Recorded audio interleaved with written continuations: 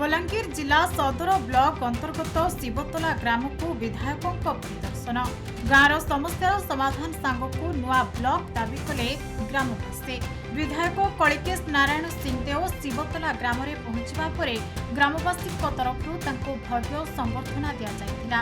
एही अवसर में एक सभार आयोजन करा जाइथिला।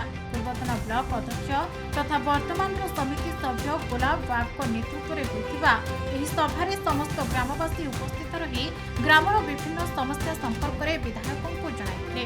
ग्रामर कल्याण मंडप पानीय जल समस्या रास्ता समस्या बिजुली समस्या संपर्क में जणाइबा सहित एहार समाधान करने को दाबी करथिले। ओडिशा रे आहुरी किछि नुआ ब्लॉक गठन करने को योजना रहिथिबा सरकार कहथिबा बेले बलांगीर जिले में एक नुआ ब्लॉक गठन करा जाउ बोली दाबी करथिले। एही अवसर में विधायक सेमानक समस्या सुनी तुरंत तार समाधान करने को विभागीय अधिकारी मानक निर्देश देथिले एवं नूतन ब्लॉक गठन संपर्क में सरकार को जणाइबे बोली प्रतिश्रुति दैछथि।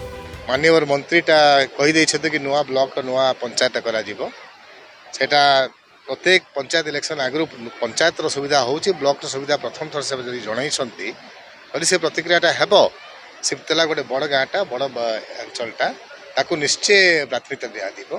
तार संगे अन्य अन्य प्रस्तावटा भी आसीबो बलांगीर जिल्ला रे आमे लागिबो जेतकी नंबर ऑफ ब्लॉकटा बढ़ी पारिबो फाइनेंशियल वायबिलिटी देखि करी सेतकी हमर अंचल लागि भलो अछि पैसा अधिकांश आसीबो खर्च भी हबो लोकलाइज्ड डेवलपमेंट हे पारिबो। विभिन्न समस्या तो एटा पर्यायक्रमे सब फुलफिल हेबा एवं चली अंडर प्रोसेस किछि काम होइछे किछि काम चलबा।